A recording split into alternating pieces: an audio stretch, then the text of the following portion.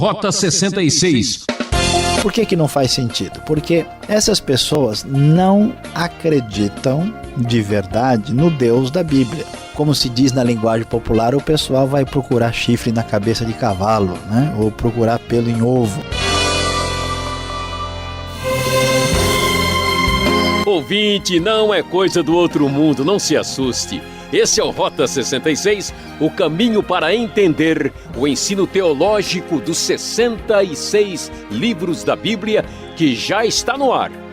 Estamos estudando Números, o quarto livro da Bíblia.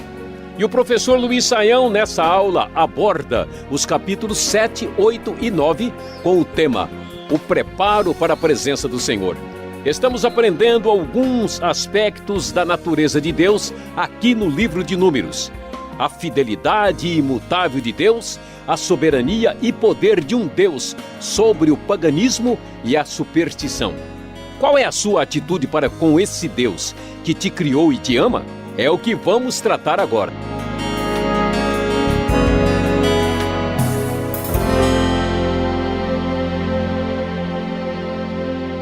Como nós estamos observando, os capítulos anteriores estão falando sobre Deus e a necessidade de pureza diante de um Deus santo.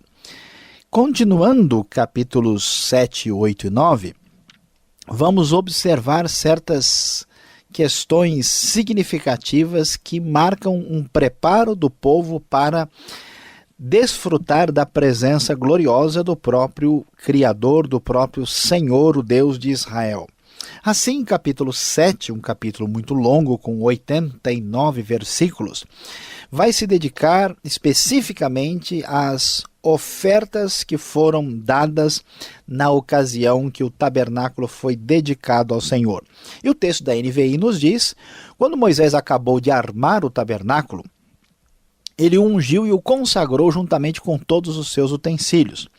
Também ungiu e consagrou o altar com todos os seus utensílios. Então os líderes de Israel, os chefes das famílias, que eram os líderes das tribos encarregados do recenseamento, apresentaram ofertas. Trouxeram as suas dádivas ao Senhor, 6 carroças cobertas e 12 bois. Um boi de cada líder e uma carroça de cada 2 líderes, e as apresentaram diante do tabernáculo. O Senhor disse a Moisés: aceite as ofertas deles para que sejam usadas no trabalho da tenda do encontro. Entregue-as aos levitas, conforme exigir o trabalho de cada homem. Então Moisés recebeu as carroças e os bois e os entregou aos levitas. Deu 2 carroças e 4 bois aos gersonitas, conforme exigia o trabalho deles. E o texto prossegue, versículo 8 e 9, falando que o mesmo foi feito com relação às outras tribos, aos outros grupos de levitas. E olhando o versículo 10, lemos: quando o altar foi ungido, os líderes trouxeram as suas ofertas para a dedicação do altar e as apresentaram diante dele, pois o Senhor tinha dito a Moisés: cada dia um líder deverá trazer a sua oferta para a dedicação do altar. E assim o capítulo prossegue mostrando cada um das tribos sendo representada por um líder, trouxe a sua oferta para a dedicação do tabernáculo ao Senhor, preparando para que o Senhor se manifestasse com a sua presença no meio do seu povo. Tanto é que, lendo no final do capítulo, vamos descobrir que essas foram as ofertas dos líderes israelitas para a dedicação do altar, quando este foi ungido. No total foram 12 pratos de prata, 12 bacias de prata para as aspersões e 12 vasilhas de ouro. Cada prato de prata pesava 1,560 kg e cada bacia para as aspersões 840 gramas. O total de peças de prata pesava 28,8 kg, com base no peso padrão do santuário. As 12 vasilhas de ouro cheias de incenso pesavam cada uma 120 gramas. E o total de vasilha de ouro chegou a pesar 1,440 kg. E assim foram trazidos os 12 novilhos, 12 carneiros, 12 bodes, e o total de animais oferecidos foi 24 bois, 60 carneiros, 60 bodes, 60 cordeiros de um ano. Tudo isso dedicado ao Senhor, as ofertas trazidas para a dedicação do altar depois que este foi ungido. Diante dessa dedicação especial, quando tudo terminou, o texto diz, quando entrava na tenda do encontro para falar com o Senhor, Moisés ouviu a voz que lhe falava do meio dos dois querubins, de cima da tampa da Arca da Aliança. Era assim que o Senhor falava com ele. Deus se manifestando presente diante desse preparo especial. E o preparo prossegue. No capítulo 8, nós vemos o texto falando sobre a preparação das lâmpadas do candelabro, o famoso candelabro, o menorá com seus 7 braços. Nós vamos ver o texto dizendo aqui na Nova Versão Internacional: diga o seguinte a Arão, quando você preparar as 7 lâmpadas, essas deverão iluminar a área da frente do candelabro. Arão assim fez, dispôs as lâmpadas de modo que estivessem voltadas para a frente do candelabro, como o Senhor tinha ordenado. O candelabro foi feito de ouro batido, do pedestal às flores, conforme o modelo que o Senhor tinha mostrado a Moisés.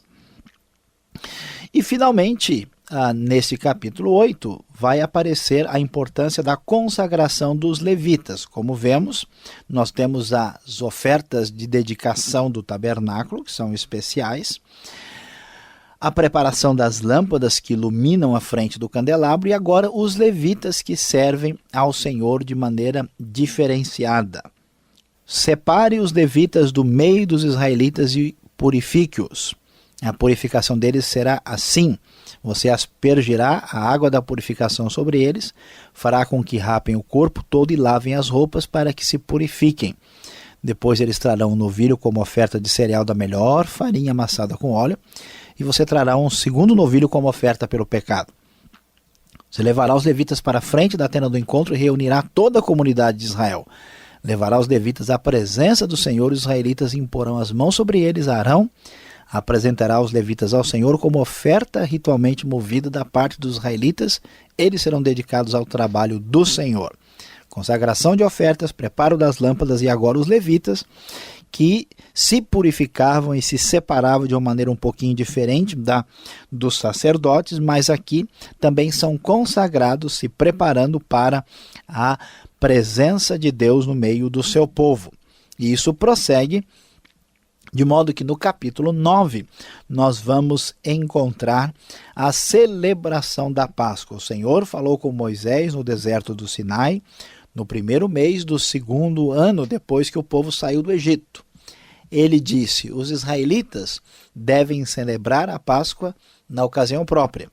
Celebrem-na no tempo determinado ao pôr do sol do 14º dia deste mês, de acordo com todas as suas leis e ordenanças. Então Moisés ordenou aos israelitas que celebrassem a Páscoa. Eles a celebraram no deserto do Sinai ao pôr do sol do 14º dia do primeiro mês. Os israelitas fizeram tudo conforme o Senhor tinha ordenado a Moisés. Agora, mais uma vez, aparece um outro fator de preparo para esta presença do Senhor. A Páscoa, a grande Páscoa que lembrava a libertação do Egito, aqui é celebrada mais uma vez e recebe destaque em Números capítulo 9. O texto prossegue, falando daqueles que não podiam celebrar a Páscoa porque estavam impuros. E eles então tiveram que se purificar para esta ocasião especial. O texto nos diz claramente que, versículo 9 em diante, então o Senhor disse a Moisés: diga o seguinte aos israelitas: quando algum de vocês ou dos seus descendentes se tornar impuro, tocar algum cadáver, ou estiver distante por motivo de viagem, ainda assim poderá celebrar a Páscoa do Senhor. Deverão celebrá-la no 14º dia do 2º mês, comerão o cordeiro com pães sem fermento e com ervas amargas, não deixarão sobrar nada até o amanhecer e não quebrarão nem o osso do cordeiro. Se um homem estiver puro e não estiver distante por motivo de viagem, ainda assim não celebrar a Páscoa, será eliminado do meio do seu povo. Até mesmo o estrangeiro residente deveria celebrar, mostrando a importância de vencer os detalhes da impureza cerimonial para celebrar a Páscoa, que tecnicamente não poderia ser celebrada se não houvesse a purificação, mas a relevância é tão grande que eles participaram também. E no desfecho disso, nós vemos o versículo 15 agora, terminando todo esse processo que começa com uma espécie de purificação e vai prosseguindo com um preparo especial. No dia em que foi armado o tabernáculo, a tenda que guarda as tábuas da aliança, a nuvem o cobriu. Desde o entardecer até o amanhecer, a nuvem por cima do tabernáculo tinha a aparência de fogo. Era assim que sempre acontecia. De dia a nuvem o cobria e de noite tinha a aparência de fogo. Sempre que a nuvem se levantava de cima da tenda, os israelitas partiam. No lugar em que a nuvem descia, ali acampavam. Conforme a ordem do Senhor, os israelitas partiam e conforme a ordem do Senhor acampavam. Enquanto a nuvem estivesse por cima do tabernáculo, eles permaneciam acampados. Quando a nuvem ficava sobre o tabernáculo por muito tempo, os israelitas cumpriam suas responsabilidades para com o Senhor e não partiam. Às vezes a nuvem ficava sobre o tabernáculo poucos dias, conforme a ordem do Senhor, eles acampavam, e também conforme a ordem do Senhor partiam. Outras vezes, a nuvem permanecia somente desde o entardecer até o amanhecer, e quando se levantava pela manhã, eles partiam, de dia ou de noite, sempre que a nuvem se levantava, eles partiam. Quer a nuvem ficasse sobre o tabernáculo 2 dias, quer um mês, quer mais tempo, os israelitas permaneciam no acampamento e não partiam, mas quando ela se levantava, partiam. Conforme a ordem do Senhor acampavam e conforme a ordem do Senhor partiam. Nesse meio tempo cumpriam as suas responsabilidades para com o Senhor, de acordo com as suas ordens anunciadas por Moisés. Aqui vemos que o povo que se purifica, que o povo que faz todo o preparo para a presença do Senhor, tem aqui no desfecho do capítulo 9 a confirmação da manifestação da presença de Deus que dirige esse povo numa nuvem especial, mostrando que o Deus de Israel estava vivo, presente, conduzia o povo triunfantemente na sua história tão gloriosa. Graças a Deus, porque Deus é o Deus que se faz presente e que através do seu plano glorioso conduz a história para os seus próprios propósitos.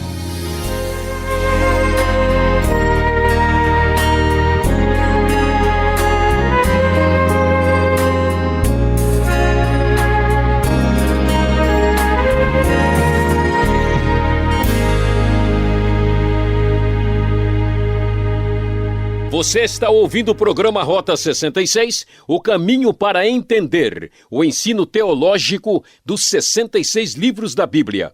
O tema de hoje é o preparo para a presença do Senhor, Números capítulos de 7 a 9. O Rota 66 tem a produção e apresentação de Luiz Saião, redação e direção Alberto Veríssimo, locução Beltrão. Essa é mais uma realização transmundial. Você tem perguntas? Então vamos para a parte prática numa conversa bem descontraída.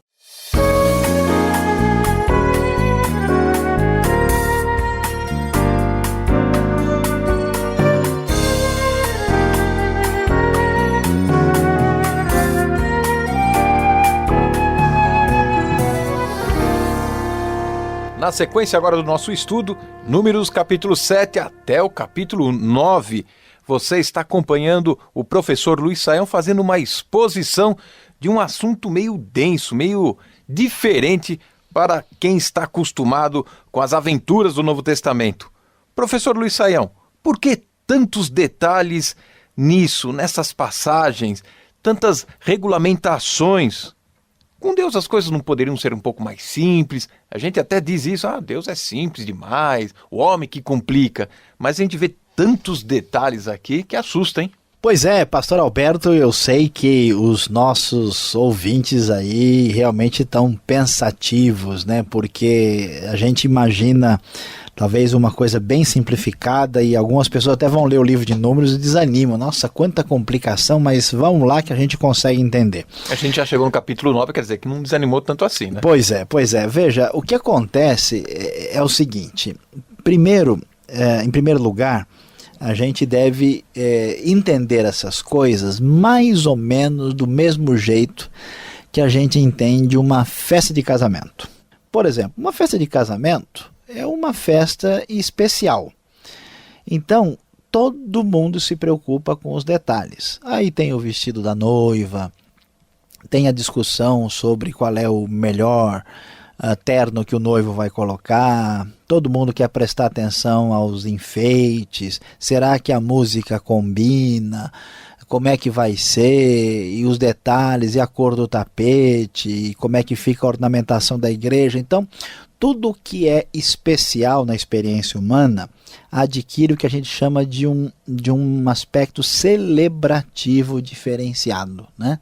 Ninguém pode, né? Imagina só um casamento e a noiva chega lá, vamos dizer, com roupa jeans, né? O noivo chega com a camisa da seleção da França, né? E aí as pessoas distribuem pipoca no meio do casamento, né? E aí o pessoal canta lá uma música sertaneja no final. O pessoal que fizer isso, esse pessoal é maluco, não faz sentido.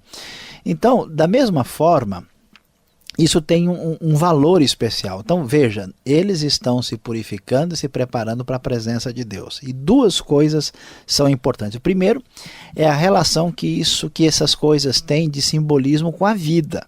Né? Por que no sacrifício tem sangue? Porque o sangue representa concretamente para a gente, né, a questão da diferença que tem entre a vida e a morte, né? Por que tem a morte dos animais, que está ligada ao pecado, a realidade mais dura do ser humano?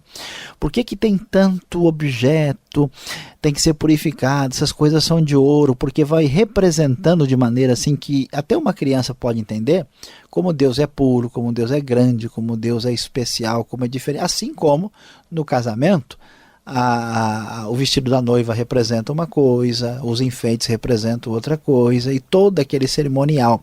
Então o cerimonial é assim, pastor Alberto, uma aula especial que todo mundo consegue entender, mesmo que não consiga explicar. Então é muito interessante isso. A razão desses detalhes é, principalmente, o ouvinte não vai esquecer, pedagógico, ou seja, ensina conceitos importantes. A gente não vai aplicar isso hoje, porque a gente já viu que tudo isso se cumpriu de maneira especial em Cristo e que a nova aliança é superior. Mas tem muita coisa interessante para a gente aprender, que revela quem nós somos, que revela a importância de Deus e os detalhes da grandiosidade de Deus para a gente. Por isso é que tem todo esse detalhe aqui. Que bonito, até parece coisa do outro mundo, não é? Agora, falando exatamente sobre isso, quando chegamos no capítulo 9, dando uma puladinha aqui, indo lá no verso 15 e 16 em sequência, a gente encontra a nuvem chegando em cima do tabernáculo, e ela chega assim no finzinho da tarde, ela tem uma aparência de fogo, à noite ela é toda luminosa, tal, do dia ela vai flutuando, vai vagando. Você pode até rir de mim, até aquele que está nos acompanhando agora também vai achar graça. Eu já ouvi dizer que isso aí pode ser até uma espécie de disco voador. Tem algum fundamento falar isso? Pois é, pastor Alberto, acho que teve gente que andou assistindo o filme do ET aí, né? E realmente, como você disse, essa é uma ideia do outro mundo. Veja, mas é importante. Por que essas ideias aparecem? Na verdade, tem muita coisa da antiguidade que as pessoas não conseguiram explicar. O pessoal tem dificuldade de entender os detalhes sobre as pirâmides do Egito, sobre outras grandes realizações humanas. E a explicação que alguns arrumaram, ficou famoso um suíço que escreveu uns livros chamado Erich von Däniken, que tentou explicar que essas coisas do passado e as coisas da Bíblia tinham origem em seres de outro planeta. Mas na verdade, pastor Alberto, e eu sei que o ouvinte do Rota 66 vai entender, isso não faz sentido. Por que não faz sentido? Porque essas pessoas não acreditam de verdade no Deus da Bíblia. E não acreditam que Deus dirige a história. Então, pelo fato de rejeitar essa ideia, como se diz na linguagem popular, o pessoal vai procurar chifre na cabeça de cavalo, né? Ou procurar pelo em ovo. Então eles têm que arrumar uma outra hipótese para entender o que está acontecendo. Como a nuvem fica parecendo fogo, ilumina, ela se mexe, o pessoal já falou, tá vendo? Essa nuvem, na verdade, é uma espaçonave. Moisés estava tendo umas conferências especiais com os seres de outro planeta, né? É uma espaçonave que fazia muita fumaça, então, pelo jeito. Pois é, vai ver que estava com o motor já, né, com alguns problemas que precisavam de reparo, né? Alguma coisa assim, a espaçonave diesel, essa é boa. Mas não faz sentido. Isso aí é o pressuposto da pessoa que é incorreto. Muitas pessoas já ouviram falar dessa hipótese. Agora, não tem nenhuma razão no texto, né? O texto estava dizendo que o povo, que Deus vinha habitar no meio do povo. O tabernáculo, a sequência, a história, não faz sentido levar a sério essa hipótese interplanetária. Ela realmente está fora de foco e, portanto, não deve ser aceita. O que acontece aqui é que todo esse preparo, toda essa purificação era exatamente para celebrar a presença de Deus que se manifesta no meio do povo da aliança. Tá certo, tem mais última pergunta aqui do nosso estudo. Os levitas, na consagração, é semelhante aos dos sacerdotes, não parece que sim?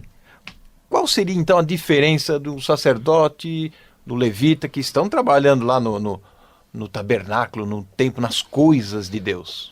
Os sacerdotes estão numa categoria maior, né? Eles são os responsáveis aqui por apresentar o homem perante Deus e estabelecer essa conexão de aproximação pelos rituais do tabernáculo entre, né, o ofertante e o Senhor. No caso, os levitas, eles são auxiliares do sacerdote, eles auxiliam nas tarefas, né, nas atividades, mas não são como os próprios sacerdotes. Existe um paralelo para mostrar a purificação, a seriedade, né, essa dedicação particular a Deus. Mas no caso, por exemplo, os sacerdotes, o texto diz que eles eram santificados. Os levitas, eles tecnicamente são purificados.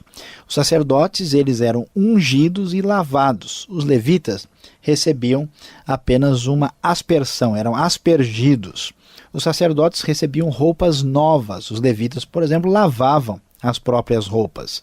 O sacerdote tinha o sangue aplicado sobre ele, enquanto que no caso dos levitas, uma coisa um pouquinho diferente, né? Assim, o sangue era movido. Havia algumas ofertas que eram cerimonialmente movidas perante o Senhor, e era o caso do sangue em relação a eles. Então, apesar dessa semelhança, havia uma distinção que mostrava que as funções não eram exatamente idênticas como algumas pessoas poderiam talvez pensar. Ok, Saio, muito obrigado pela explicação nessas perguntas.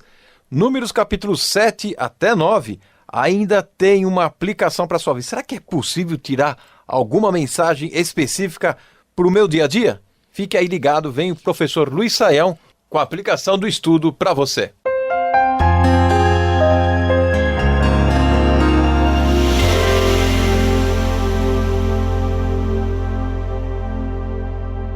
No Rota 66 de hoje, falamos sobre o preparo para a presença do Senhor, falando de Números 7 até 9. E qual é a aplicação que devemos ter a partir do que estudamos hoje?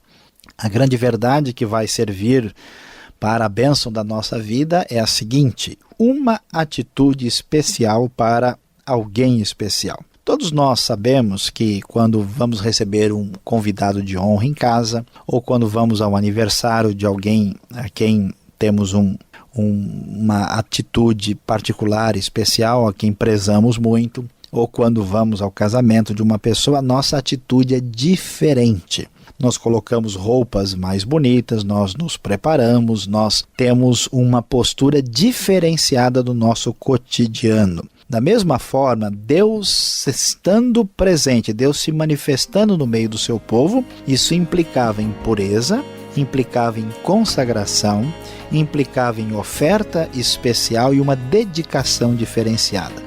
Qual é o lugar de Deus na sua vida, meu querido ouvinte? Você o trata com uma atitude particularmente diferente ou até com deferência especial?